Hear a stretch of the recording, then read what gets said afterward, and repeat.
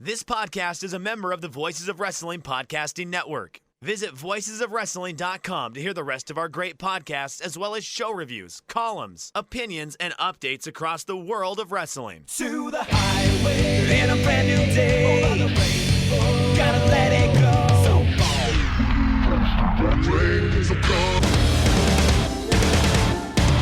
fast to freedom.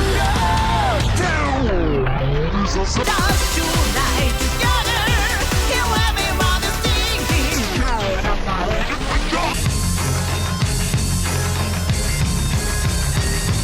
你看到我就怕，头皮发麻，我的手。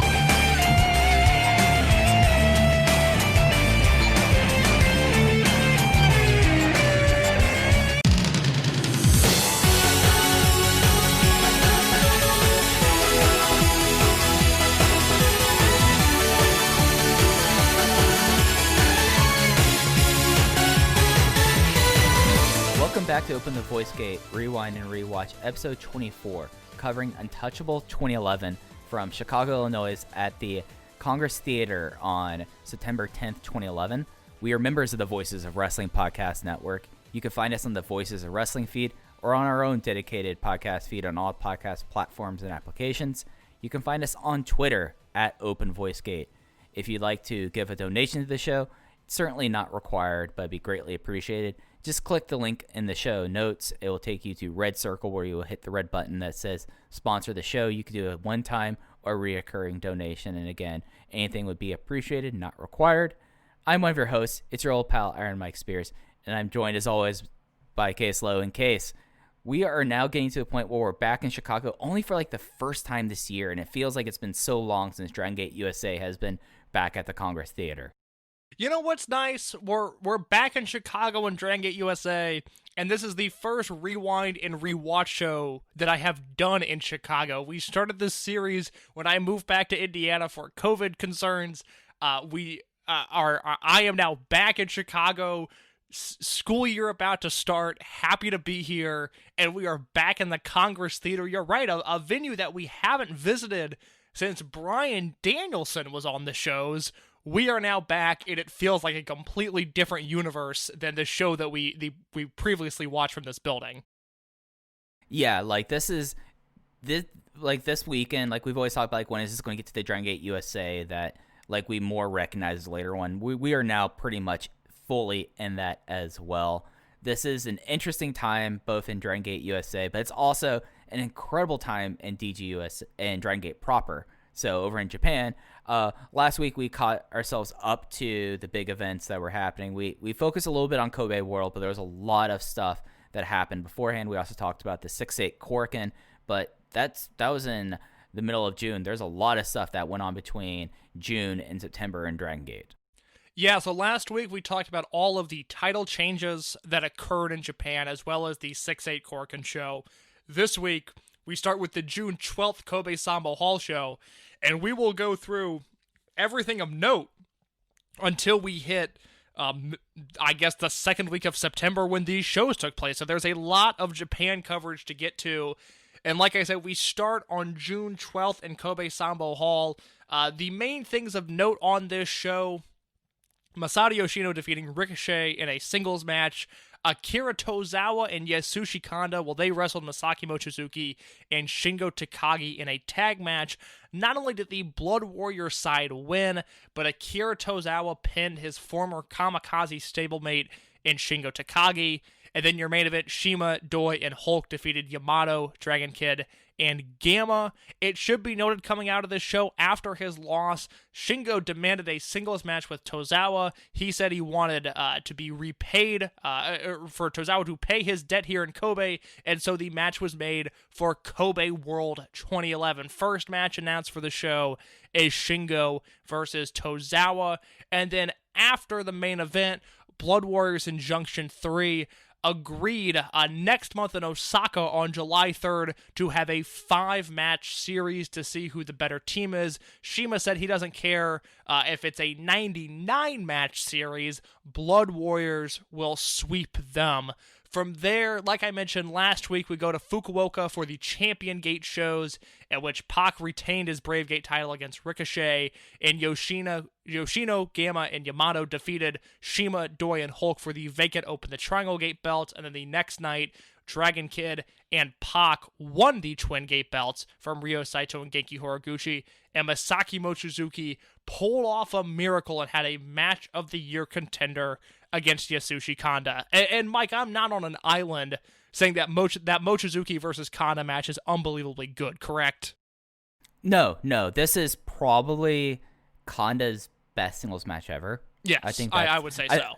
I don't think that's a wild statement, and you know that it's something that, like, they have these Champion Gate shows that basically, like, they had this up there, and if anything really should put people to reassess Masaaki Mochizuki, go watch the show from June 19th in 2011 in Fukuoka, because he did masterwork there, and then everything that they've started to build up on like these set of shows, like you had Yoshino and Kanda. I'm sorry, you had Tozawa and Kanda against Masaaki Mochizuki and Shingo Takagi. Like, at this point, that's the biggest win of Tozawa's career, was against Shingo in that match. And I remember that main event where you basically had everyone who was betrayed on one side and the betrayers on the other side, in the main event being something that was really cool. I mean, they almost went half an hour in that match, which is something that's, like, wild to think of at this time, like having a 27-minute Kobe Sambo Hall main event, but it was really, really solid stuff. And then,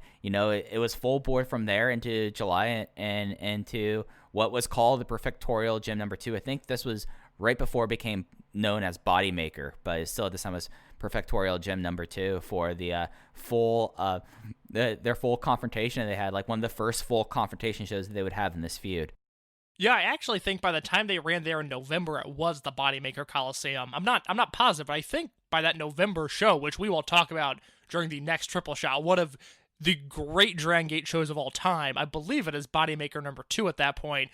But July 3rd in Osaka, we get the KZ return match to start the show. Naoki Tanizaki and KZ beating Don Fuji and Stalker Ichikawa with the Adios Motherfucker, a move named after the Implant Impact combination, the most vulgar finish in all of wrestling.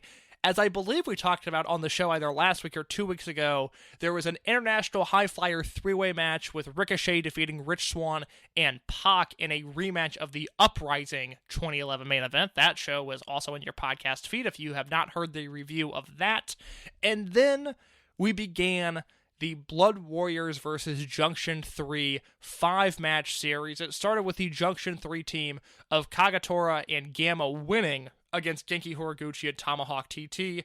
Blood Warriors evened it up as Kanda defeated Super Shisa. Junction 3 pulled ahead 2-1 as Susumu Yokosuka defeated Naruki Doi. And then Akira Tozawa, who was unstoppable at this point, he and Cyber Kong evened it up at 2 apiece after they defeated Yamato and Shingo Takagi. And once again, Tozawa pinned Takagi. And then your main event to settle the score, CIMA, BB Hulk, and Saito of Blood Warriors. They defeated Mochizuki, Yoshino, and Dragon Kid of Junction 3. An electric Osaka number 2 show. Yeah, and, like, the big thing about this series, and when we say, like, this is the company hanging on full gears, they use this show to set up Kobe World in a fantastic manner, because you had Blood Warriors. They lose the first 2 matches, but then they sweep the 3 world skirmishes. And the Adios Motherfucker, like, the interesting thing about that is, if you're someone who's not too familiar with Naoki Tanizaki, he does the Impact, which is a version of the Omori driver. So they would basically do the same move to the same person, where it was like one person on one side, one person on the other side. It looked very vulgar, so it made sense that they had that. And, you know, this was like a really, like, powerful show, because, again, you had Shingo Takagi taking the fall against Akira Tozawa in this match that was a rematch of Kamikaze members, looking at it. And it's just like this time is like one of the peak times in the company. I feel like we see that each time. And then that goes into a Korakuen Hall show, which, after the big month they had beforehand, had a pretty stacked card that, I mean, the big thing here is that they had a big move. Like when you talk about this show and you break down the matches, they were still able to sell out Korakuen with this thing, which is like a big step forward considering who all they have in the semi-main and the main event. Yeah, July 8th, 2011, Korakuen Hall. It starts with the Mike Spears Dream Match, Susumu Yokosuka and Pac defeating Taku Iwasa and Kenichiro Arai. That has your name written all over it. It should be noted, the bonus battle rap in which Rich Swann defeated KZ, that would become a frequent occurrence for pretty much the rest of the year of Dragon Gate forcing KZ and Rich Swann to rap against one another. Naruki Doi, Ryo Saito, and Genki Horiguchi defeated Masato Yoshino, Super Shisa, and the aforementioned Rich Swann. Don Fuji and Stalker Ichikawa defeated Naoki Tanizaki and KZ when Stalker Ichikawa pinned KZ. So if you look at that through 2020 eyes, the progress that KZ has made is absolutely incredible. Cyber Kong defeated Kagetora, CIMA, Kanda, and Ricochet defeated Mochizuki, Dragon Kid, and Gamma. And then as Mike mentioned, the semi-main event and the main event, Yamato defeats Akira Tozawa, and BB Hulk knocks out Shingo Takagi with the first flash. A loaded Korakuen Hall show, Mike. Yeah, and the other thing, like touching on like KZ and Sakura Ichikawa, this was a build-up for their Kobe World match where it was KZ, Tanizaki, and Tomahawk versus Don Fuji, Sakura Ichikawa, and Yoshihiro Takayama. So like this was like not just like a comedy match, like this was a thing, like because they were bringing in Takayama as like their outsider for Kobe World 2011, and yeah, it's just like such a big thing, like the idea of you have like the four like least tested members of the Torimon the Dragon System Big Six in the main events and still being able to put on a show like that. Yeah, so after Tozawa was defeated, Yamato essentially bragged and said Tozawa should go back to the US for another 10 years or so.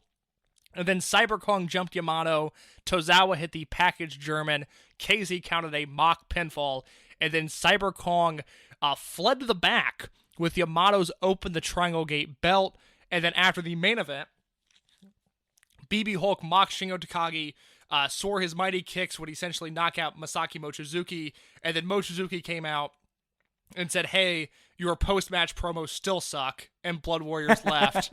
And Mike, that brings us to Kobe World 2011, which is one of the greatest shows of all time. Yeah, no, this show, I mean, the attendance here is obviously worked. They say it's 9,400, but probably was about 68 to 7,000. And when you like look at this show, even like the undercard matches all had a lot of spice to it, just like up and down, all 7 matches on the show. You have some incredible stuff going here, and you know, it's one of those shows that I believe still is up on the network. If you're looking to see it, it is worth going back and revisiting. Pretty much from the Yoshihiro Takayama showing up is such a wild thing that I encourage to watch it. But basically, from match 4 on, it was just straight bangers. Well, I like match number 2 a lot. I think it's a legitimately good match. But the show starts. It's Iwasa and Arai. They defeat Kagetora and Super Shisa. Then, as I mentioned, Ryo Saito and Genki Horiguchi, they defeat Susumu Yokosuka and Rich Swann in a really fun match. Swann obviously gets to rap in front of the Kobe faithful, which is great to see. And then there is that Don Fuji, Stalker Ichikawa, and Yoshihiro Takayama versus Tanizaki, KZ, and Tomahawk TT match that is second to none. I mean, Takayama, oh man, I miss him being able to move. I mean, it sucks. His presence, even as he got older, was still such a welcome sight in Japanese wrestling, and what has happened with his health issues is so unfortunate. He was great in that match. And then things pick up. Triangle Gate match, Yamato, Yoshino, and Gamma. They defeat Doi, Kanda, and Cyber Kong. Akira Tozawa pins Shingo Takagi in a 16-minute singles match. CIMA and Ricochet defeat Dragon Kid and Pac for the Open the Twin Gate belts.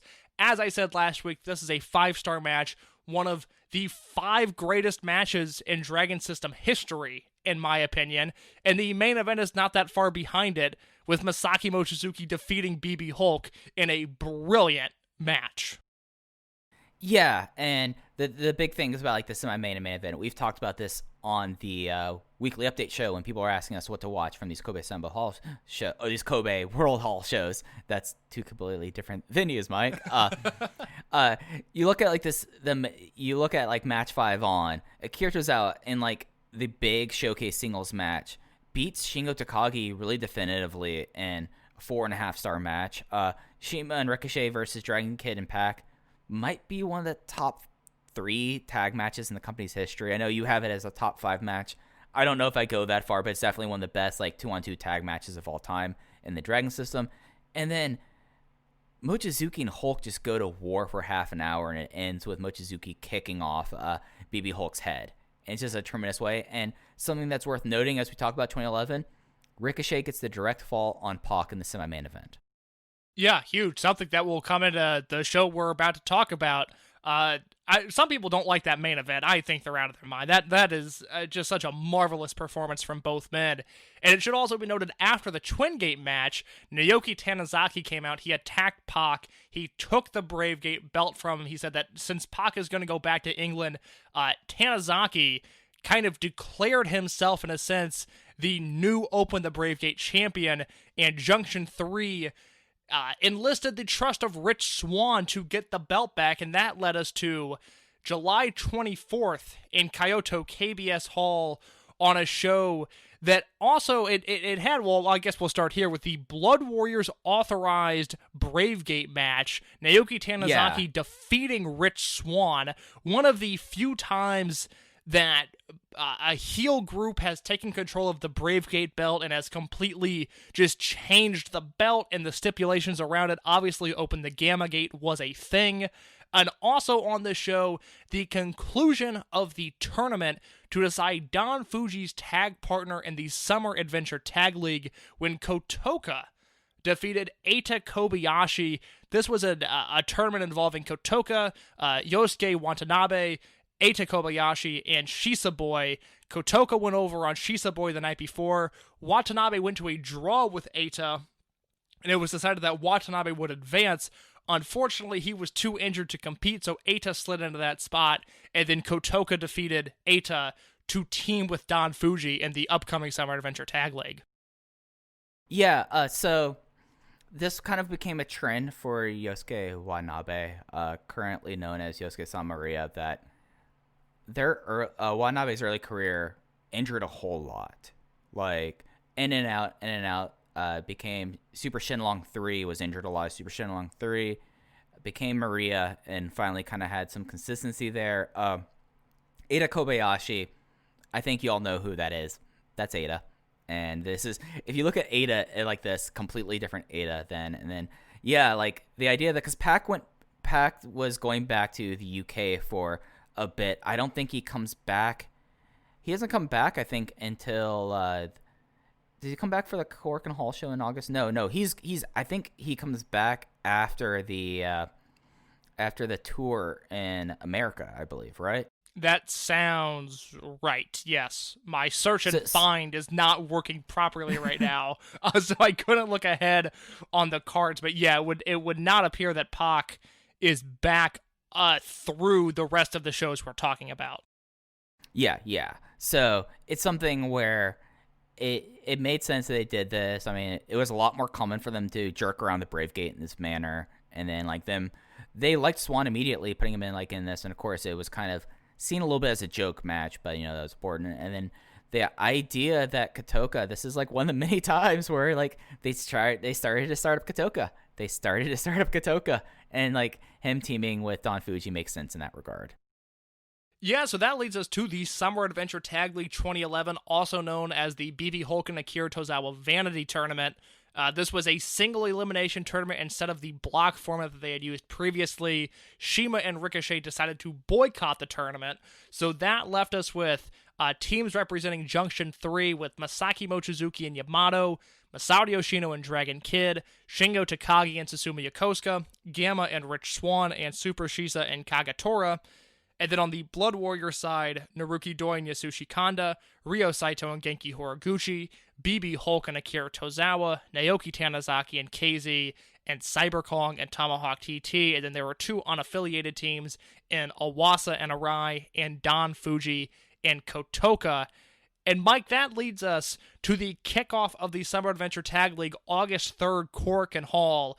CIMA, Tanizaki, and KZ win the opener against Shisa Boy, Super Senlong, and Yosuke Watanabe. Kagetora defeats AR Fox in his Korakuen Hall debut. And then we begin the Summer Adventure Tag League format with Shingo and Susumu defeating Cyberkrong and Tomahawk TT, BB Hulk and Tozawa defeating Awasa and Arai, Doi and Kanda beating Fuji and Kotoka. And right before the main event, it was decided CIMA took it upon himself to book himself in another match, a loser stays home next month match, where the loser of the fall would have to miss the next Korakuen, where Masato Yoshino, Gamma, and Rich Swann and Dragon Kid, they defeated CIMA, Tanizaki, Metal Warrior, and KZ, who took the fall, so KZ would have to miss the next Korakuen. And then your main event, Masaaki Mochizuki and YAMATO defeating Ryo Saito and Genki Horiguchi. So this tournament really is like the crystallization of Hulk+Akira. Like you talked about this being kind of like the glorified Hulk+Akira show, and it started immediately. I mean, the idea that Araiwa, which has just basically been doing openers game, they got completely dismantled in 14 minutes. Like, it's something where it is completely, that they took the Awasa would not stay too long in the company. Awasa would be retired again before we're done here. And then Mochizuki and YAMATO defeating like the most recent Twin Gate champions in the main event was kind of a big thing. And then, the go home opener, we'll talk very quickly at the end of this about what happened at the end of that. So, this is an interesting thing. Like, Kagetora and AR Fox, I don't think this match made tape, but I want to see, I want to think it made tape because I remember these two things happening, but it might be me transposing what I think that match would be in my brain into actual things that happened.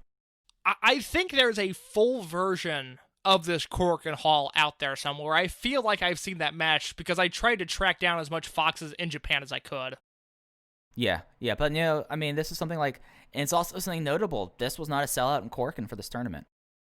Well, I think there's a reason they don't do the Summer Adventure Tag League anymore, so that would make sense. We then go to Osaka number 2 on the 6th, and the tournament matches for that show, Doi and Kanda defeat Gamma and Rich Swann, Mochizuki and YAMATO defeat Tanizaki and KZ, Hulk and Tozawa defeat Shisa and Kagetora, Yoshino and Dragon Kid defeat Shingo and Susumu, and Cyberkrong, who was in the opener on this show, he made a challenge for the Open the Dreamgate title that Masaaki Mochizuki held. He ended up facing off with all 10 members of Junction 3 in an arm wrestling challenge. He defeated the first 9 easily, prompting Mochizuki to accept the match. He didn't arm wrestle. He said his power came from his legs. So Mochizuki versus Cyberkrong for the Open the Dreamgate belt was set.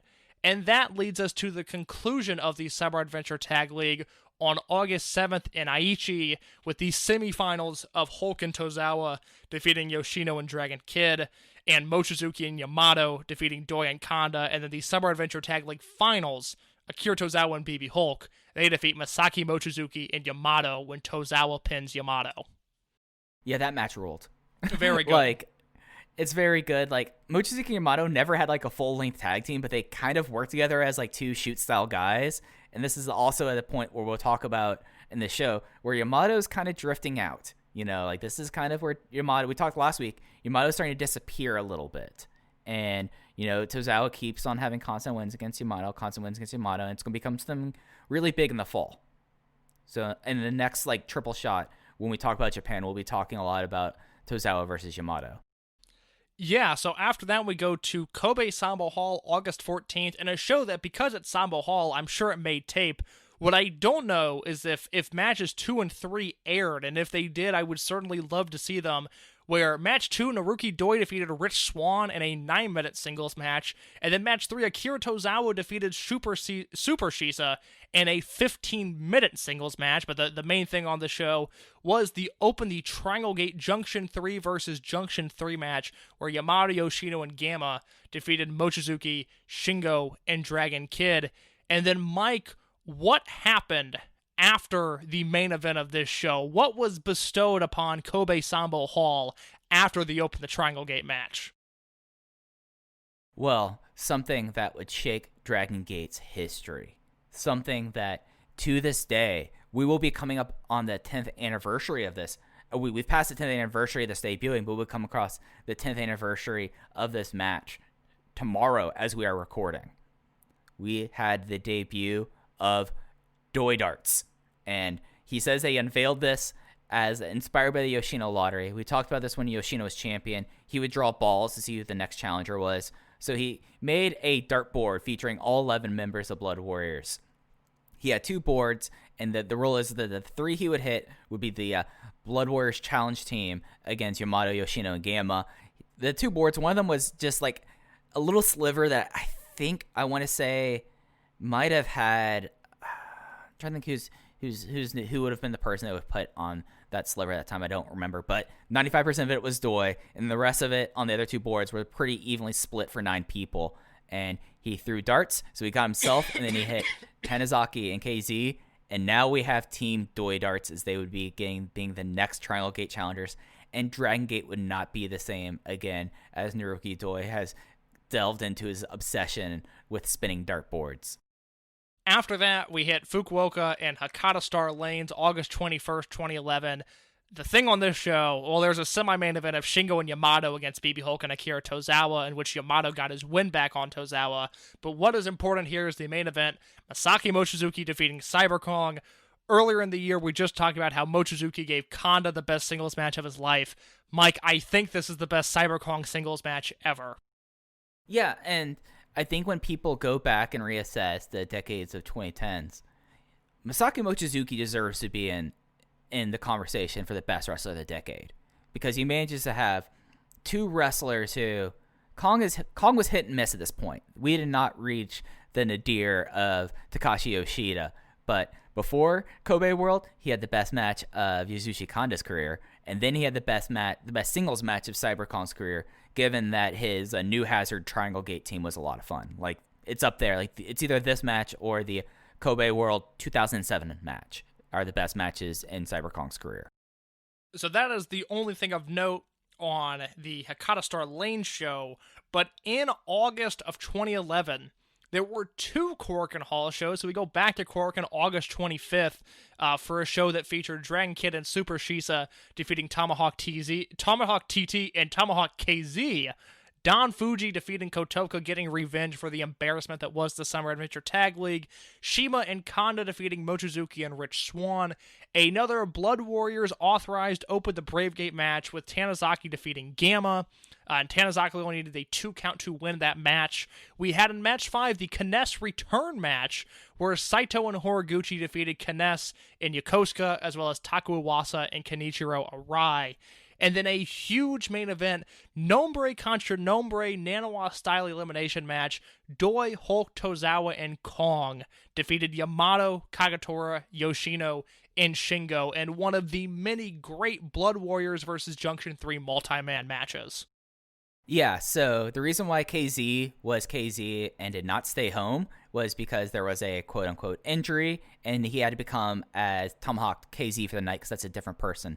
Clearly. I really did this 3-way tag, but of course there's a lot of my guys in there. You know, Kness coming back. I mean, Kness had a pretty good stretch from like 2011 through the end of the Jimmys where he was around a lot more. So like that was nice seeing you had Marahi Asapa, you had Nesca, and you had Araiwa going out against. But this Nanawa elimination match, which is just like an insane match, is over the top rope, and you're entered by like, you start off with 2 people in the ring, and then one side gets advantage, and they come in, and then they throw people out.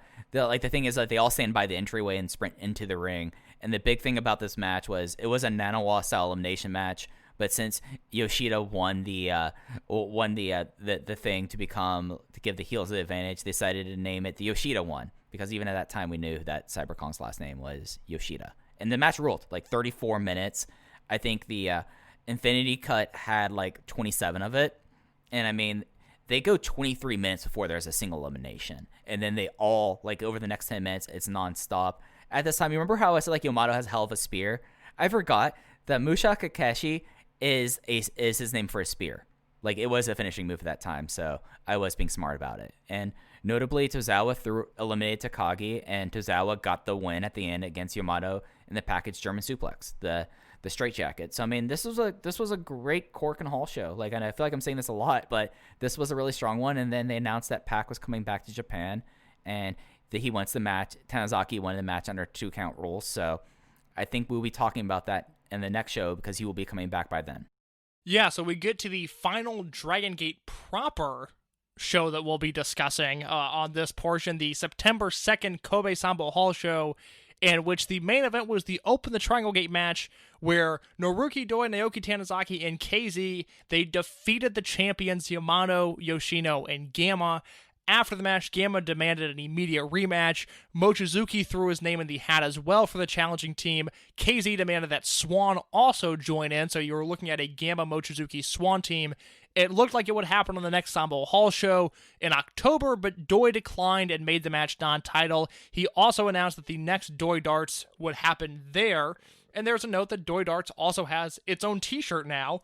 And the other thing to come out of this show is the main event for Gate of Destiny, which would be in October, so we'll talk about that a few shows from now, was announced a hair versus mask 6-way cage match. Tozawa, Hulk, Cyber Kong, Yamato, Shingo, and Kagetora.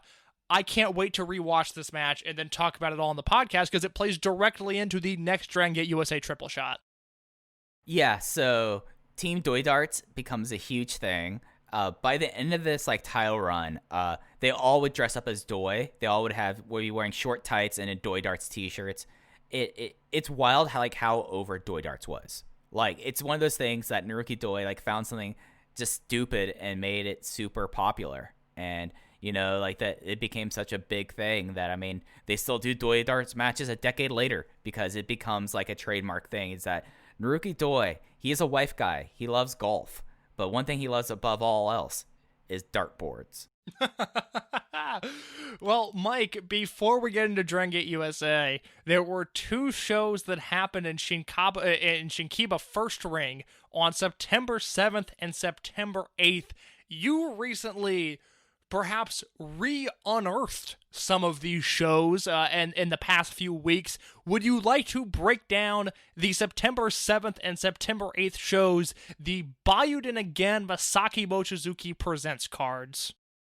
So, if you're someone that has liked kind of the reemergence of shoot style and UWFI in the States, and you've gone back and watched Battle Arts, these are shows worth checking out just because these were Masaaki Mochizuki produced. They were done with, you have a lot of shoot style guys on there, so a lot of Dragon Gate guys, and a lot of guys that are just, they are Masaaki Mochizuki's friends, and he put together some real interesting cards. So the first show was on the 7th, had Tomonaha TT and Takeshi Minamino, who's popped up in Dragon Gate in 2020, going against Takafumi Watanabe and Chihiro Tominaga case in the opener match, TT over Tominaga with the Night Ride. Lingerie Muto versus Jackson, Florida. I believe it's not this time, but within the next year and a half, Minori Sawa would retire because Battle Arts was shut down. So you had a comedy match here. Then you have this match that's just a wild match that happened. Naoki Tanizaki and Fujita Jr. Hayato defeat the team of Kagetora and Katoka with Hiato defeating Katoka with the Kid. That was a really fun match. That match sounds incredible. I need to go back and rewatch that. And then it gets even better from there because we have BB Hulk and KZ going against Daichi Hashimoto and Yoshikazu Yokoyama. Hulk defeated Yokoyama with the first flash. And then the first main event of this match, of the show, this is a spicy one. Shinjiro Otani, Ikuto Hidaka, and Daisuke Sekimoto defeat the team of Masaaki Mochizuki, Susumu Yokosuka, and Shingo Takagi. Hidaka defeated Yokosuka with a Sean capture. Just an insane match. One of the those deep hit matches where all 6 guys were going at it and they just worked so well together. And it's a special match. And if there's one thing that I would love to see in 2021, and I don't think it's going to happen, I want Buyuden back because Buyuden would put together main events like this. Just insane things. What were your big thoughts about this one? Well, I watched all these shows years ago. It has been a long time since I have seen them, but looking at it now, that main event between Otani, Sekimoto, Mochizuki, Yokosuka, and Takagi, we're talking about 5 of arguably, and that is, my thoughts on Sekimoto. I've certainly turned a bit of a cold shoulder to him in recent years because I just don't love his current output. But historically, we're talking about 5 of maybe the 50 best wrestlers to ever live, and Ikuto Hidaka is no slouch. So that is just an incredible main event. The amount of talent in one ring is second to none. And then the next night, we had an opener. We had a pre-show match where Masaaki Mochizuki defeated Hikaru Sato with a face punch. He punched him in the face and he won. Welcome to Buyuden. That stuff happens. Match 2 was Satoshi Kajiwara, Yun Nishikawa, and Kito Miyahara defeating Kenichiro Arai, Yosuke Watanabe, and Chihiro Tominaga. Don't remember who the finish was. I don't have it marked here, but it was with a moonsault press. Kikusan Hansen defeated Bruiser Ichikawa in 4 minutes and 36 seconds. Kikutaro versus Stalker Ichikawa, the 2 best comedy wrestlers of all time, doing Hansen versus Bruiser Brody things. Daisuke Sekimoto defeated Tomahawk TT in 7 minutes with a high-angle German suplex. Yes, Sekimoto versus T-Hawk was on this show as a singles match. BB Hulk and Takuya Sugawara defeated Kness and Ikuto Hidaka. Take out Sugawara there, and I think that's a tremendous match. And then the main event, another crazy main event. Masaaki Mochizuki, Susumu Yokosuka, and Shingo Takagi defeat the team of Kazuhika Nakajima, Fujita Junior Hayato, and Munenori Sawa. Yokosuka defeated Sawa in 19 minutes and 9 seconds with the Jumbo no Kachi Gatame. And we will be talking more about Buyuden by, if not the next set of shows, we'll be talking about them in 2012 because it comes back on November 11th as Mochizuki was impressed by the fight that Sato gave him. He took a punch to the face and he was like, you know what? You can stick around in Buyuden. And these are really awesome shows. I don't know who has the rights to these shows. They did get around in the tape trader days, and they're worth seeking out because it's just, with the blood sports of the world and the paradigms and all that stuff, check out these. This is the real good stuff. Well, I would think Gaora owns them. I don't know if they're originally aired by Gaora, but the Punch Tominaga debut match happened on a Buyuden show, and that is on the network. So there's at least some possibility that one day these will pop up on the network. And I would like to see Daisuke Sekimoto versus 2020 T-Hawk. I think that would be very entertaining. Yeah, that would be kind of remarkable. And Case, I think that's it for the mailbag, unless there's anything big the timeline, unless you have anything big you want to touch on before we get into the show itself.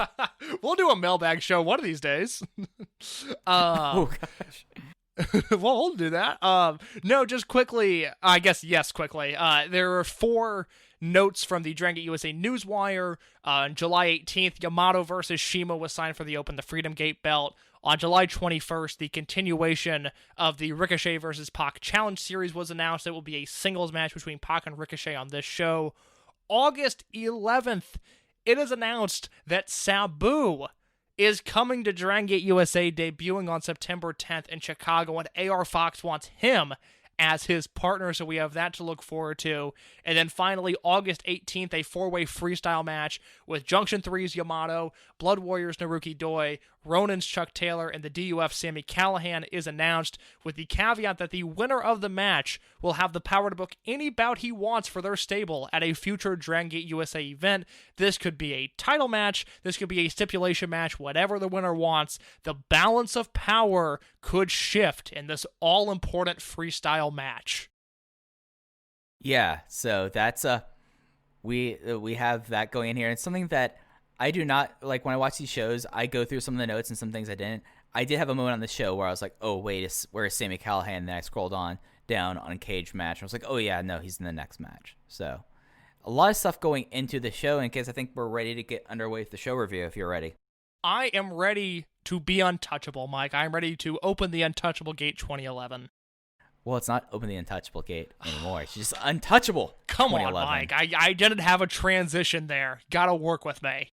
Well, I was going to make a comment about being untouchable 3 times, and that just, not going to work here. That was not going to happen. So, Untouchable 2011, attendance is reported as 783 on Cage match. It is realistically is reported by Dave Meltzer as about 500, and that about is doing a lot of heavy lifting there. I would guess about 400, maybe 350 in Chicago for the show. It's impossible to say because it was essentially they ran a show in the dark. I mean, there are no lights turned on in this Congress Theater with the exception of a few lights to light up the ring. So it is really hard to say how many people are at this building because you cannot see the crowd at any point in this show. I mean, that's the story of the Congress Theater, really. Like, from the time that we lost Davey Richards in the lights to now, you get lights when they come out, and you can kind of see them. But really, if they are ever in the crowd, you've got no chance to see them. But getting to the show itself, I thought this was a decent show. There was one match that I really loved, and then there was some matches that I thought were pretty solid. Nothing especially blow away, and even the stuff that I thought was kind of on the lower end was not outright bad. What were your thoughts overall? I like the show. There's some head-scratching booking, some stuff I wasn't really satisfied with, but overall, there were 2 really great matches and one match that I thought was really, really good. So I'll take that as a plus. Given the Northeast triple shot we discussed, this show is just such a breath of fresh air. Yeah, no, this show, especially after like the anniversary weekend, they've now put together 2 strong shows on this triple shot. So I think that if anything, we're not completely the tail of the DGUSA plane has not started to gain back elevation yet, but we are not going downhill right now because we were definitely going downhill leading into that last triple shot, but we've started to level things out, and this turned out to be a respectable show in my opinion. So it opened up with a shot of the ring. We could actually see the ring this time, not much of the rest of the venue, and that led to I think it was called like the tag team. What was it? Tag team discovery match. Yes. My apologies. Between the scene of Caleb Conley and Scott Reed versus the Kentucky Buffet of Alex Castle and Matt Cage. The scene wanted the obscene on Cage in 3 minutes and 35 seconds and a decent squash match. Yeah, I was unfamiliar with Alex Castle, but Matt Cage is a guy who I'm a huge fan of. He retired and then kind of came back to wrestling and is kind of doing stuff here and there.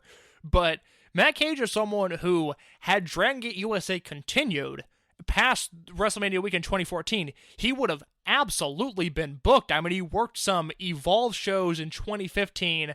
I remember thinking when he worked those Evolve shows, like, wow, Gabe should really pick him up. Like, he seems like a guy that would fit into this promotion. I mean, his track record in Evolve, he loses a singles match to AR Fox at Evolve 38. There's a 4-way match, and Mike, you'll love this. Evolve 49, Andrew Everett defeats Anthony Nese, Matt Cage, and Peter Casa. So some huge Dragon Gate representation in that match. And then the next night at Evolve 50, he beat Ethan Page in a singles match. Gabe Sapolsky showing he was on the right side of history by having Ethan Page lose. So, you know, Matt Cage is a guy that I liked a lot. He's very young in his career at this point, and the Kentucky Buffet did not bring much to the table. But I thought Scott Reed in particular looked good in this very short squash match. Prepare for the last 5 episodes of the series for Cage, and for Case, and I'd have probably our most contentious argument about Ethan Page. I'm fully Ethan Page pilled at this point. Hey, look, in 2014, I was hashtag all ego, baby. Now, played by Julian, not so much. What about Body Guy played by Julian? No, because that fucking sucked too. By that point, I was annoyed with Ethan Page, and it was, you know, God, what a frustrating human being. So much talent, and he's such a fucking asshole about it.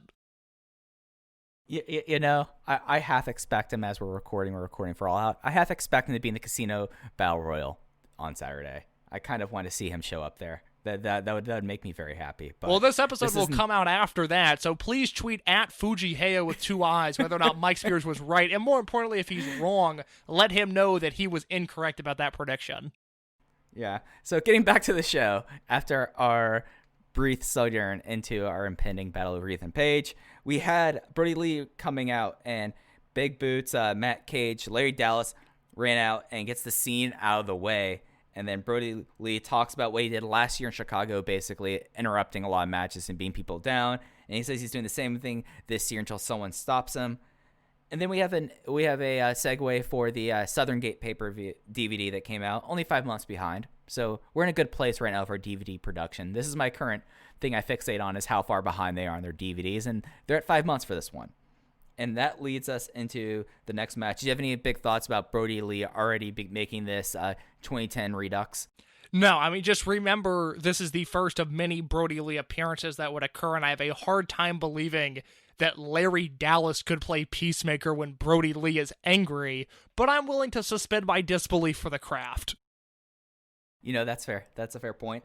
And then we had John Davis versus Rich Swann. Davis won with 3 seconds around the world in 9 minutes and 3 seconds. I went 3 3/4 on this match. I thought this match owned for the time, and I feel like this was a really well-worked big guy, small guy match. I am so glad you have converted to being a John Davis fan. It makes me so happy because established dominance, baby. Established dominance. Look, I loved this match because it was a really interesting formula in the sense that Davis is obviously twice the size of Swann, but Swann has the experience and was working on top for a portion of this match. So it was, in a sense, it was, reverse psychology from what we typically see, but it was worked in such a way that it just completely fit what they were going for. John Davis gets a big spot where he kicks out of the standing 450. I don't believe anybody had done that previously in this company. No. I can't believe I'm saying this. I mean, I'm supporting John Davis, and I'm about to talk about how good the strikes are. Maybe this is turning into a Segunda Caeta podcast, not a Voices of Wrestling podcast. But John Davis and Rich Swann were throwing some great punches, and that's just something that I've never cared about, never really, want to analyze. But in this match, it jumped out at me like, wow, these guys really can throw some strikes.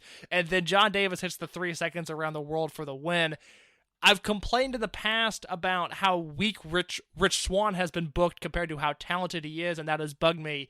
But I am all aboard the John Davis train right now, and it was the proper move to sacrifice Rich Swann in this situation. And they made this in a way where Rich Swann was, in like the early parts of the match, it was like he had to like avoid, it was all evasion. Like there was a moment where he tries to go for like a springboard arm drag, and Davis stops him, flips him up, throws him over his head. That was amazing. And then it became the story of that whenever he had the opportunity to, Rich Swann went for everything. He went for the standing 450. He did a really beautiful top rope frog splash. Nothing was working. His every big shot he had didn't work. So then he was like, well, I'm going to start flipping around and see if something connects. It looks like he was going to go for like some sort of a space flying tiger elbow into the corner, and Davis caught him on the shoulders halfway through, spun him around with 3 seconds around the world, pinned him clean, and it was like a sub 10-minute awesome match. I went 3 3/4. Where were you on this one? 3.5. I can't believe you are higher than me on this, because I thought I didn't think you were going to be crazy about this match. I thought I was going to have to talk you into a 3.5, and here you are going 3 3/4. Established dominance, baby. That's what I'm all about right here. Then Brody Lee came out. He gave Swann a big boot, and then something that kind of became a trend for Brody Lee on the show, one of the laziest power bombs we've ever seen. Kevin Nash, brother. It's the Kevin Nash tribute spot. Yeah, Kevin Nash put him over, and now he's going to be doing that. And then he had an inaudible Brody promo. We are in WWN in 2011. You can't hear anything. That's important Mike mentions that, because there's something later on in the show that is a feat of production, but we cannot hear live promos. Now, the last time we were in this building, September 25th, 2010, I heard every word of Brody Lee's promo. I don't know what changed in the last year to make Gabe Sapolsky he's unable to work. I'm unable to talk. He's unable to work a PA system. I don't understand it. It's something that, like, was he just using the G-Funk pay-per-view soundboards, and now he had to go get his own soundboard, and Gabe Sapolsky, being notoriously cheap, got the cheapest mic and soundboard possible? I mean, he would not have to bring his own soundboard here. This was a theater. They would have a house system. There was no excuse for this. There's no excuse to not be able to hear a promo. Yeah, he seemed to be, so can't hear it. Seemed to be an opening challenge. Greg Iron answered just like he did in Indianapolis, and then commentary put over the Punk and Nash thing over. Did a he got fired chat. you can make out some disability bullshit they did. Again, I'm not a big fan of that. Brody was acting like, oh, I'm going to get a high five with a guy with cerebral palsy. Really kind of lame stuff. Iron attacked, but then was quickly laid out, and Brody did a mocking pin, and he wanted more. And who answered it, Case? My man, Uha Nation answered the call. Yeah, the one man nation, one nation under God. That promo still liberty makes me and justice for no one. The greatest promo I've ever heard. It's Kane Dewey, it's the Punk Pipe Bomb, and it's Uha Nation's Dragon Gate USA debut promo. So he answers. He immediately does a German suplex, power slam, does the fireman's carry, shooting star, tries to go for the moonsault, misses the moonsault of the Uha combination, and then Brody hits a really heavy looking power bomb and then escapes, knowing that these two guys are now on a collision course. And I'm ready for that match. And then we had a DUF and AR Fox recap. So let's talk about this Brody Lee segment. Yep. He kills Rich Swann, which, look, I've given up on Gabe caring about Rich Swann. I don't understand why Gabe doesn't like this guy, but he clearly doesn't. So Swann loses, and then Brody beats him up even more. Not crazy about that, but I'll accept it. Greg Iron comes out. Look, it's Gregory Iron. I'm sure he was comfortable with the direction that things went. Not my thing. I wouldn't really want it on my show. I don't think it's like this malicious bullying thing, though, given all the nice things I've heard about Brody Lee and just knowing who Gregory Iron is to some extent. Again, not my thing. I don't think it's like this malicious hazing attempt, but they go through those. The cool thing in the Gregory Iron spot is he dodges a bunch of Brody Lee strikes, and it's like a mini hope spot before his head gets kicked off. And then Uha Nation comes out, and no one knows who Uha is. He comes out, he hits two big moves, he does the start of the Uha combination, and then Brody rolls out of the way on that moonsault. And that should have been it. He should have rolled out of the ring and hightailed it up the entranceway. And quite honestly, we should have never seen Brody Lee again for the entire show. That should have been his segment. Why he came back, hit a big move on Uha Nation, left him laying, and then we would see Brody as we go along again. I do not understand. We are now seeing the start, and we talked about this, I don't know if it was last week or the week before, I don't remember the exact show, but the pattern of booking that Dragon Gate USA ended up adopting of match angle. It looks like a TEW game, the way that Gabe is currently booking. There's just no real flow to it, and Brody Lee is the ultimate victim of this, because he's all over the show just interfering and doing all this nonsense. There was no reason for him to hit a big move on Uha Nation. There was no reason for them to be even. Okay, this should have been Uha's moment that Brody escaped, and they should be building to a singles match between the two, which, off the top of my head, I don't know if it ever happens. I don't believe it did, which, God, that's even more upsetting. I just don't... I hated this, because Brody... I mean, look, I still think Brody Lee should be challenging for the title. I'm pissed we didn't get a Brody Lee Yamato match, but Brody's doing this thing where he just beats up on these smaller guys, and finally a guy his size comes out, he evens the score, and they have the least effective brawl possible, and I just don't understand it. It's really, really bad. It's something that, like, with how Uha is and how it's going to be a huge ascent with Uha Nation. He's going to be someone that's going to be such a guy. Like, we don't have a lot of Uha Nation. Like, he's in WWE very quickly, but when he's in the company, he's such an impactful person that, like, you don't need to have this happen. I mean, Uha would be out of DGUSA by 2013. So, like, we have 2 years of Uha Nation, and then he finishes up in Dragon Gate and then goes and gets signed in 2015. So well, he misses an entire year, so we really only have a collective year of Uha in Dragon Gate USA. Right, yeah. So it's frustrating. It's one of those things that match never happens, and we'll get into why that match doesn't happen on future episodes. But we did have a match that would happen. We had the DUF versus AR Fox recap. We don't really need to go over that. It's they Gabe match angle video package, and then we had Pac versus Ricochet, and their big match in the United States, and it was a ridiculous match. Pac won with the British Airways. In case I went 4.25 stars on this match. This was the match of the night. Wow. Okay, so you're higher than me on this, which is interesting because Lenny Leonard does a really good job on commentary of saying that this is the new age Tiger Mask versus Dynamite Kid, which I think it is. I've always said, and it's true, all of Ricochet's success can be credited to Pac, because without Pac and without Dragon Gate, Ricochet is just a dude in Ian Rodden's barn doing flips. Okay, so. Ricochet from December 2010, when he debuts in the company, to December 2011, is an entirely different human. And the consistency there is he spends an entire calendar year working with Pac, and Pac convinces him to stick to a diet, to stick to working out, and most importantly, makes him the foundations of the Ricochet that we know today. He's just a brilliant professional wrestler who was a dork on Twitter and is misused by the company he works for now, but it is all thanks to this 2011 feud with Pac, and you watch so much of the stuff Pac does, and it clearly influenced the next generation of Flyers, the Will Ospreys of the world. It is a direct lineage from what Pac was doing. The funny thing is, I love this match. I think it's the weakest singles match of their 3 in 2011. I went 3 3/4 with it. That's fair. The thing that really set me off about this when I was watching this, really struck me, is we don't talk about how effortless Pac is. He's unbelievable, Mike. There's no one like him. The biggest takeaway from this series so far, and we've said it a bunch, is just how good Pac is. There's no one like him.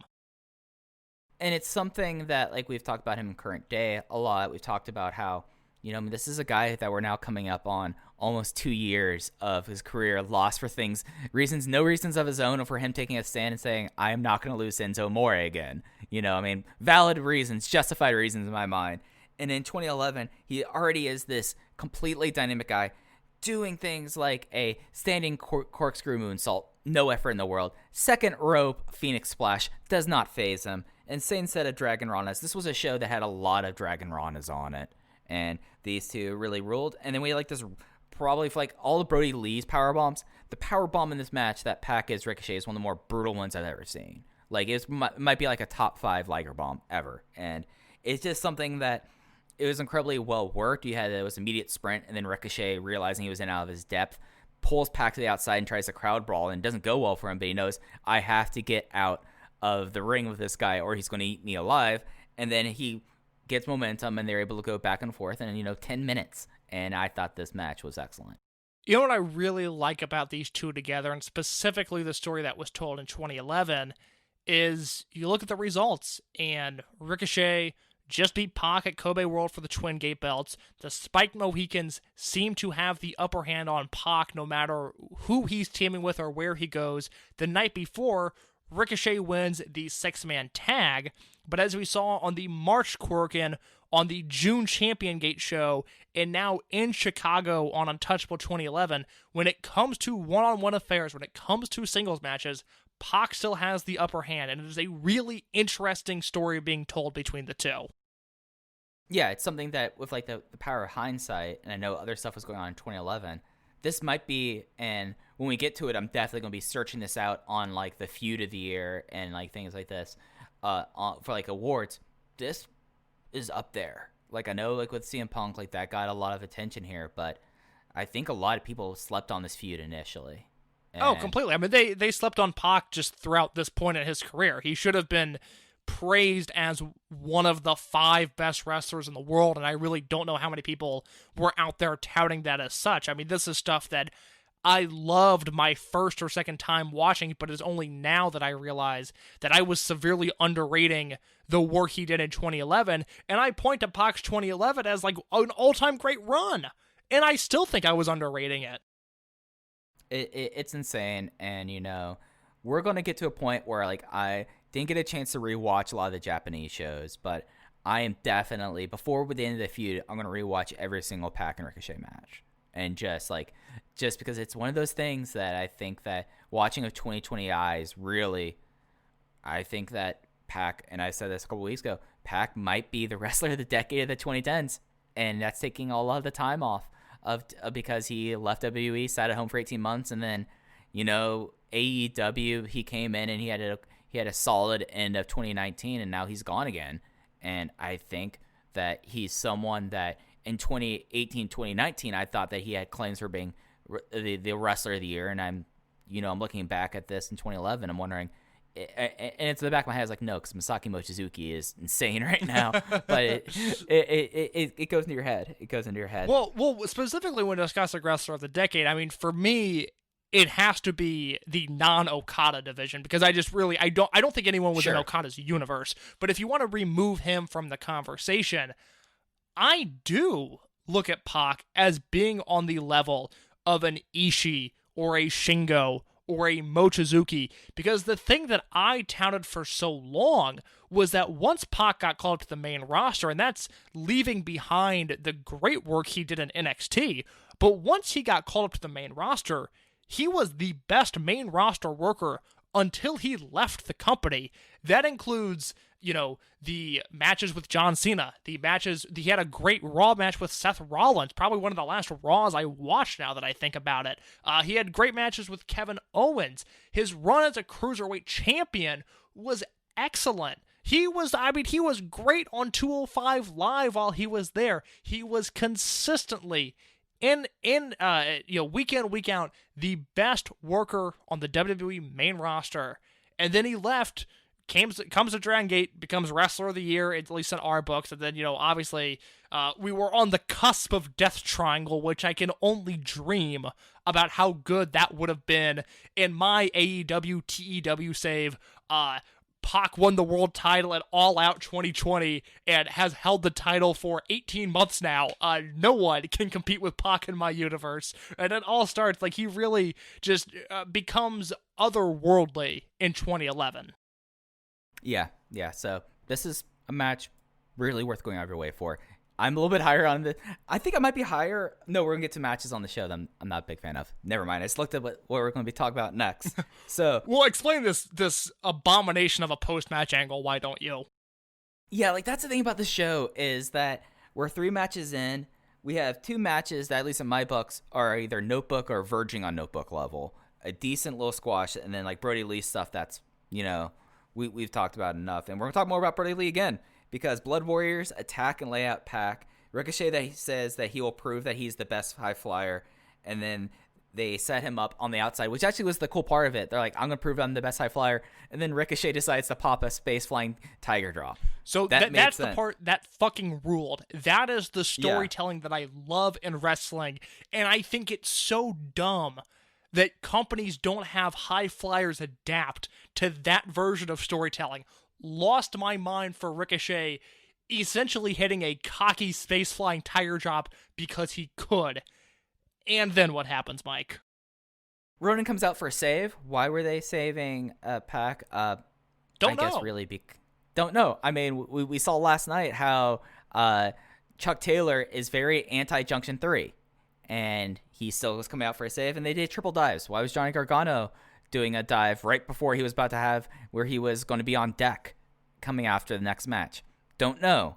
And then DUF comes out and they triple suplex Pinky Sanchez, and then Sabu runs out and completely botches a dive, and Pac ends this up with an Orihara moonsault. Oh yeah, Air Fox does a dive in the middle of this too. Yeah. Why? So it's a Ronin dive, an AR Fox dive, a DUF suplex, which I actually thought that was creative. That was Eric Cannon almost blew out his ACL doing it, but it was creative in the sense that they suplexed Pinky Sanchez onto everyone. And then what I don't understand is, and it is clear coming out of the show and the next 5 shows that occur throughout the year, I guess the next 4 shows, how much Gabe Sapolsky loves Sabu.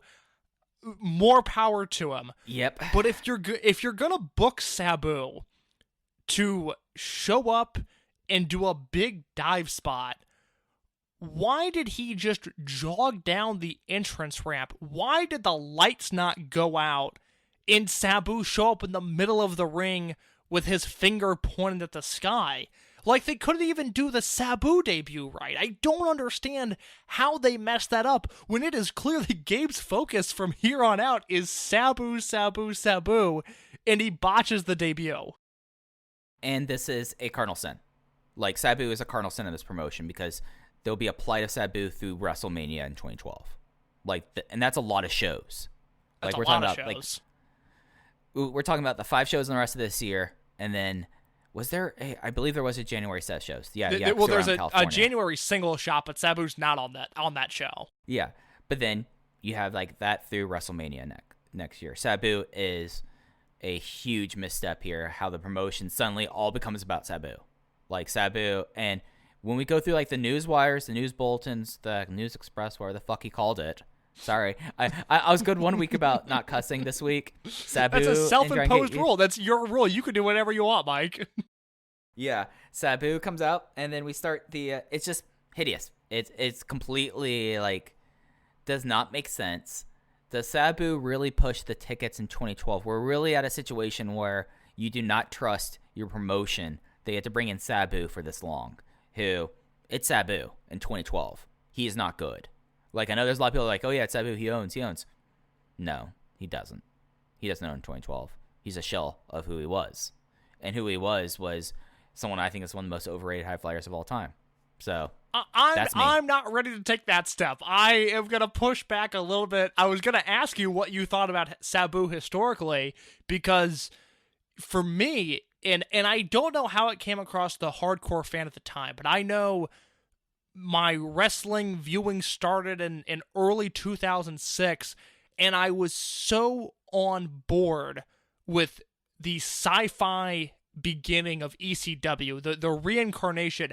I was so excited about that as a kid because however they marketed it, it worked for me. And specifically, I thought Sabu was the coolest dude ever when he showed up on WWE TV. My favorite wrestlers growing up was like Rey Mysterio, Paul London, and Brian Kendrick, and Sabu. That's who was over with me, and I became an immediate fan as soon as I saw him. I remember specifically hunting down the Sabu action figure. That was like a huge thing for me to get.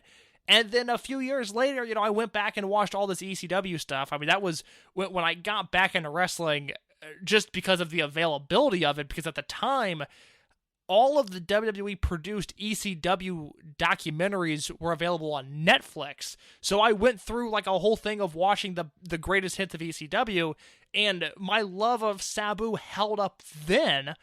And then you go through the post-ECW years and the post-WWE run, and we hit 2011 Sabu, and I'm just not crazy about that. And I think his output was personified in the Eric Cannon and Pinky Sanchez versus AR Fox and Sabu match.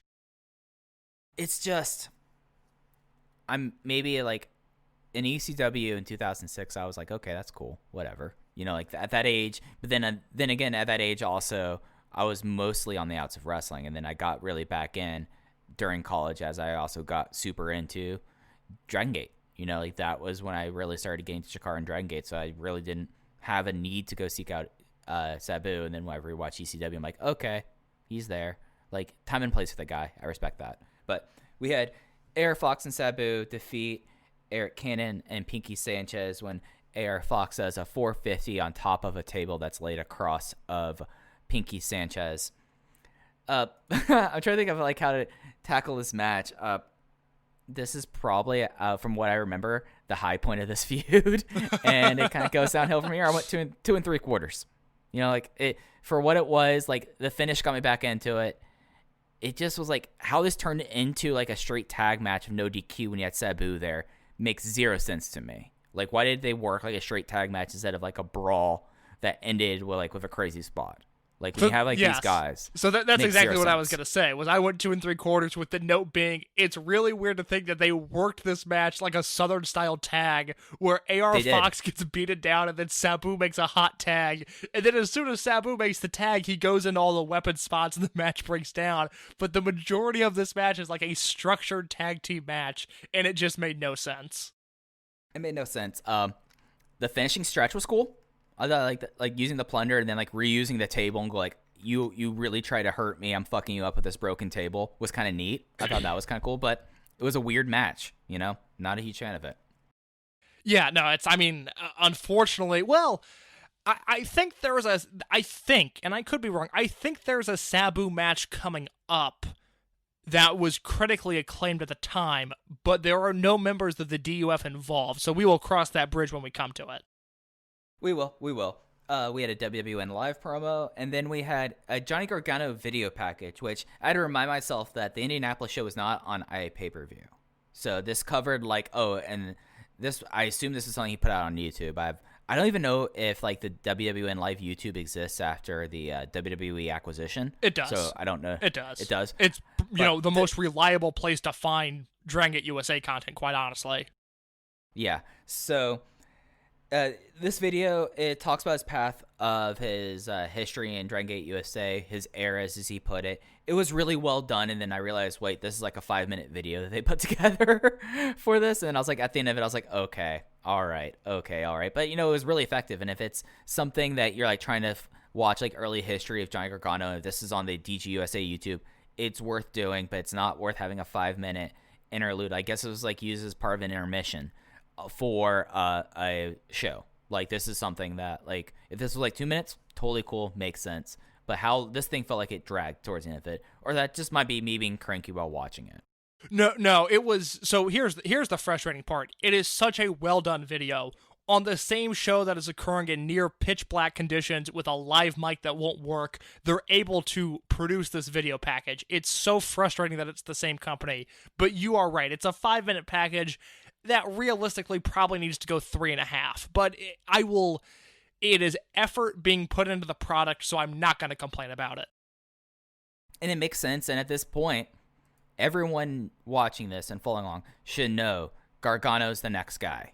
Like, they've done an excellent job of, like, this is Johnny Gargano's quest to the title, and it continues with Akira Tozawa defeating Johnny Gargano in 20 minutes and 32 seconds with the straightjacket German suplex. What were your thoughts on this? Well, I'm curious. What was your star rating here? 3 3/4. Okay, so we flip-flopped on the Pac and Ricochet and Tozawa versus Gargano match. I went 4 1/4. Yeah. I'm surprised it's whatever, 3 3/4 is fine. I'm surprised you weren't as high on this as I was. Historically, this was their second singles match. They wrestled at AIW's J-Lit tournament in May. I believe that match is up for free on YouTube.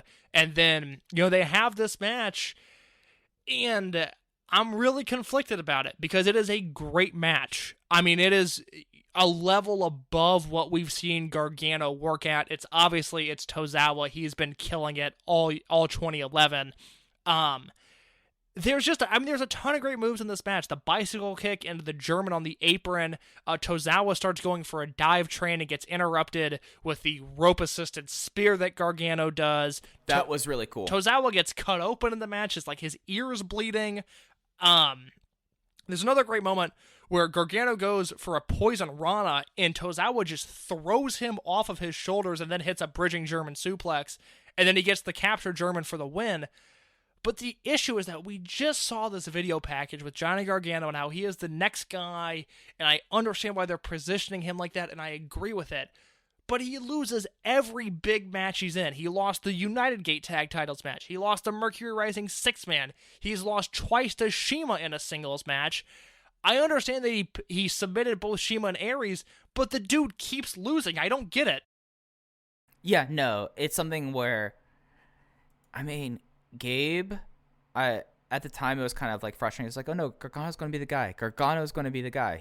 This is going to happen. This is going to be this happening.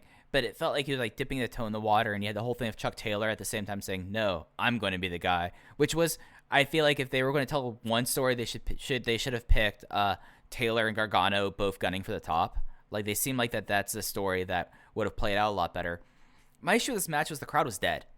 The crowd at this point, after Sabu, the crowd was super dead, and never really picks up for the rest of the show. And yes, I think that's like this. Oh, go ahead. Sorry. For a match like this that goes 20 minutes long and is very much built on, like, you're trying to get, like, Tozawa is a known commodity at this point. Like this is not Akira Tozawa of 2010. This is 2011. Akira Tozawa is going to murder you, Akira Tozawa.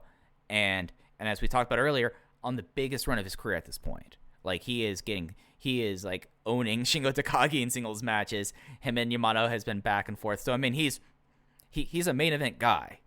But the crowd could not get behind the idea of the young up-and-comer trying to go up against this established guy. Because all the things you mentioned, I have every single one of those written in my notebook as like awesome moments. Because the finishing stretch, like going for the poison rana, and Tozawa slides out, grabs him, does one German suplex, does not get the pin there, and immediately goes for the straight jacket and wins.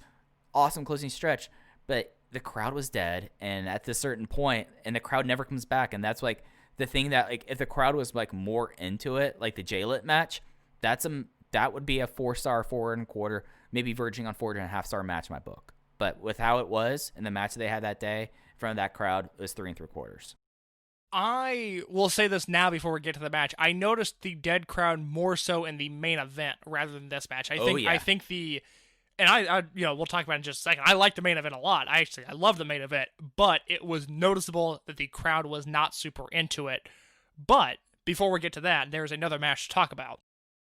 Well, there's also another announced DVD release. It's Mercury Rising this time. So he's gone from being 8 months behind to now being 5 months behind. So, they're staying good. He's staying good about this kind of stuff. Yeah, congrats.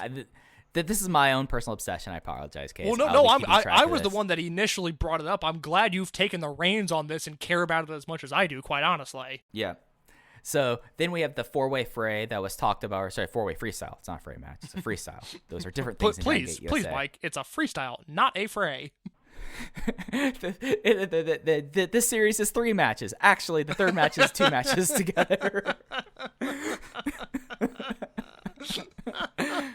Sorry, I whenever I think about that, I laugh, and that's what I kind of remind me of. So it's 4-way freestyle, representing the 4 stables: Chuck Taylor of Ronin, Masato Yoshino of Junction 3, Naruki Doi of Blood Warriors, and Sami Callihan of DUF.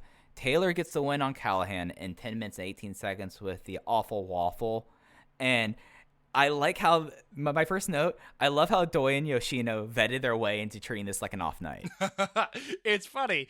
They treated this as an off night, and I still thought they were the best parts of the match. The Doi-Yoshino interactions were great. And I have 2 notes on commentary here.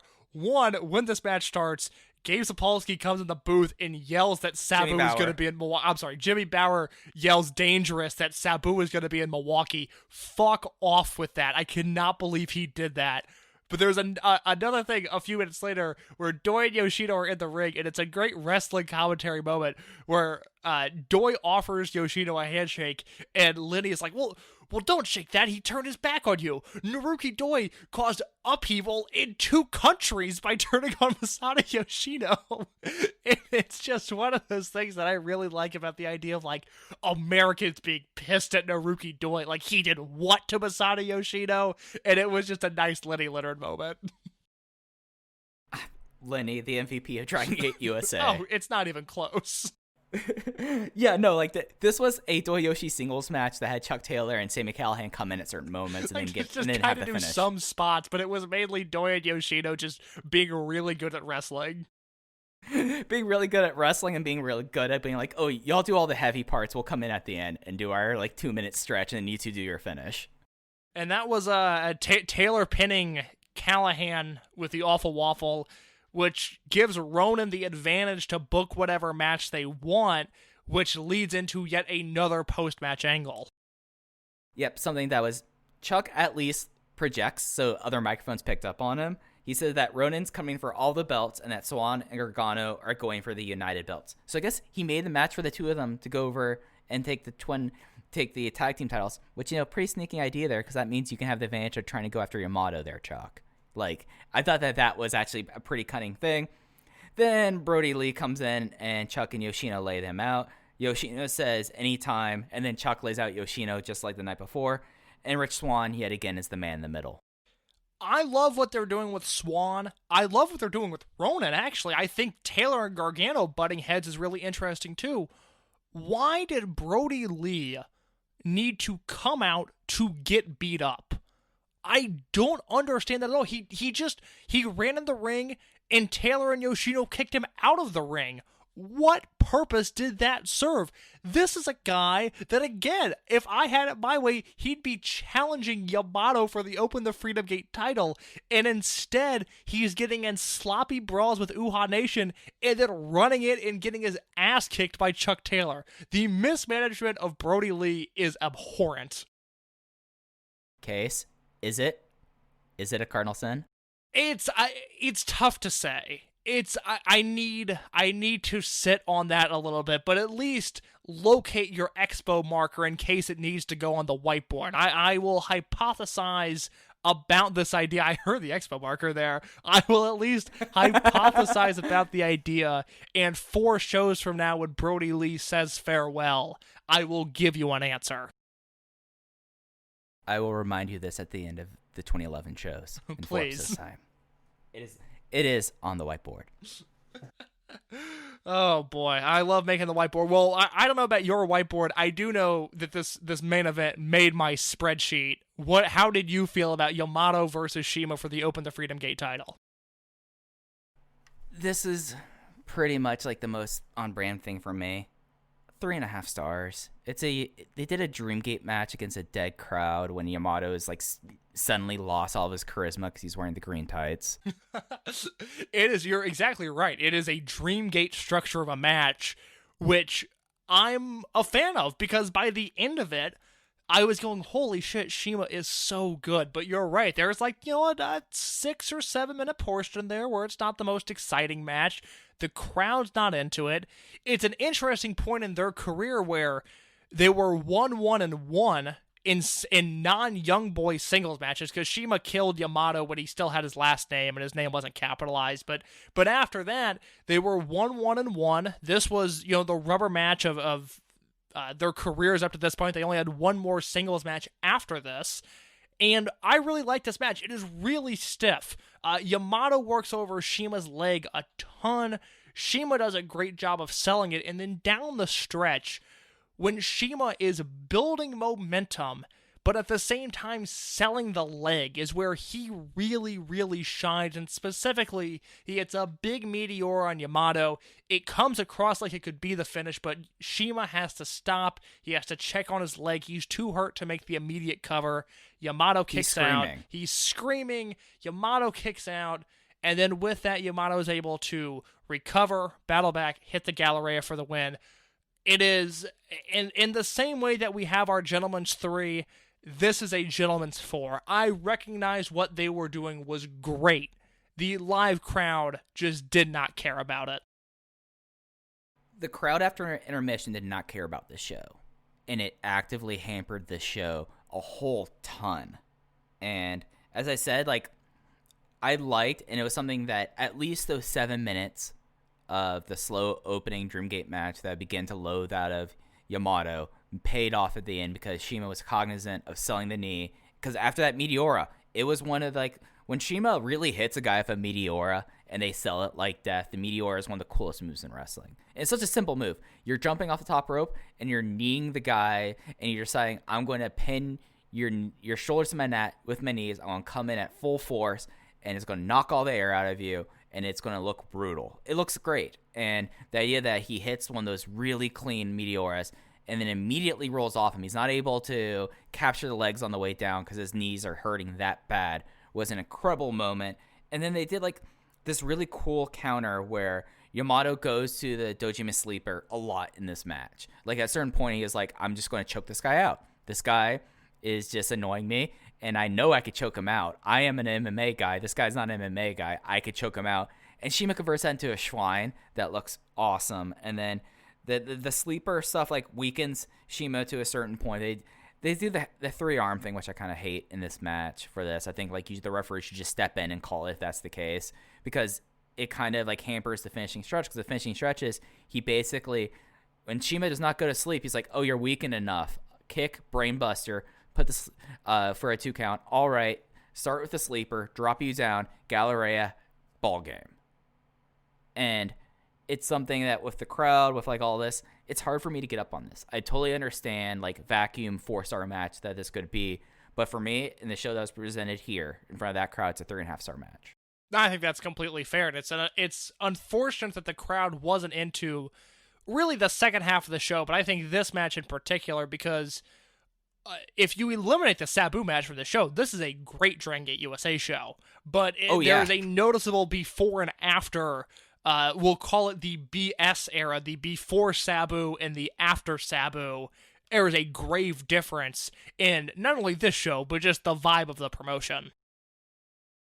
Yep, we will be talking about this on the next. This might be like the period of doing the showcase where like each week I'm like, well, I'm going to sit through a Sabu thing. And I'm going to need like a pep talk. I'm going to give myself a pep talk. I'll be staring in the mirror, splash water on my face. Be like, you're going to get through this. You're already like at this point. Get through the Sabu stuff. And there's the finishing stretch. Because then you have 2013 and then the beginning of 2014. And that's it, Mike. You can do this. But this Sabu stretch is going to be tough for me because it's just not my guy. And I understand you could at me about this. Didn't grow up in the ECW area. Wasn't the ECW WWE thing never really worked for me. So I am like that outlier here, and that really brought down the show. However, finishing the show, CIMA grabbed the microphone, stared down Yamato, and said, "Hulk is coming back. He's coming back for a no ropes match," and just like makes this thing like the idea that now BB Hulk, who's been basically out of the company or out of the promotion for basically like as soon as he dropped the title and a little bit after hanging out with Homicide, that was it. Hulk has been gone for a long period of time. And we talked about this when this happened. Hulk disappearing because he had come back a completely different character to this. And this really got over the idea that like BB Hulk now is this monster and he's coming in for this. And Yamato said he's not face because he's a fighting champion and he will be the only champion and he's okay with that. So anytime, any place. And then he gives this might be like the most like Yamato is ever on the mic by himself in front of American audience. He does a pretty solid promo, like getting that over, and closes out with a DGUSA call. And I thought this was a really effective post-match thing. Yeah, no, really good segment to end. And then, Mike, if you're ready, I think we are ready to close out this show and preview what is coming next week on Way of the Ronin 2011. Well, we're going to be back in Milwaukee. I know that for sure. That is true, at the Miramar Theater, where we will see the conclusion of the Tag Team Discovery Tournament as the Scene takes on Ronin of Chuck Taylor and Rich Swann. We'll have Silas Young and Brody Lee going at it. What has become a Mike Spears dream match in John Davis versus Akira Tozawa. And yes, I am stoked. Let's go. Let's go.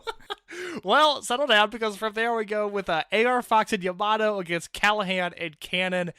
A singles match between Sabu and Piki Sanchez. Fuck you, Gabe Sapolsky. A four-way freestyle Sugar Dunkerton, Facade, Flip Kendrick, and Uhaa Nation. Naruki Doi versus Johnny Gargano in a singles match. And then a historic Open the United Gate versus Open the Twin Gate winner-take-all match. CIMA and Ricochet versus Masato Yoshino and Pac. That is what is coming up next week. I am not letting those matches that happen after really like malign Akira Tozawa versus John Davis. It's your guys. I'm ready. It's my guys. We get Uhaa. I hope we get another great Uhaa promo. Like Gargano versus Doi. Doi's the mayor of Milwaukee. That's like, right. There's a lot of this show that like sink my teeth into, even though I'm like looking at like that middle segment. I'm like, oh, there's even Facade I have to sit through. That's right. You have Facade and Sabu. This is a tough card, and they're back to back. That is a rough section for us. That's gonna be a half hour where after it's like, I'm gonna get through it. I'm a strong person. I can get through these shows. You can do it. I can get through this. I'm right now looking at the cage match thing, which I don't usually put a lot of stock in cage match ratings. It has 2 ratings: 2011, 8; 2012, 5. For what is this? The show rating on cage match. Word. There's only 2 votes, 8 and a 5. Yeah, that's fair. That's fair. Well, I mean, those ratings are doing a lot of work there. A lot of work there. I will say I was gravely concerned with the amount of Japan news and notes that we had that this show is going to go a very, very long, but we're right at just about 90 minutes. And Mike, I don't have anything else.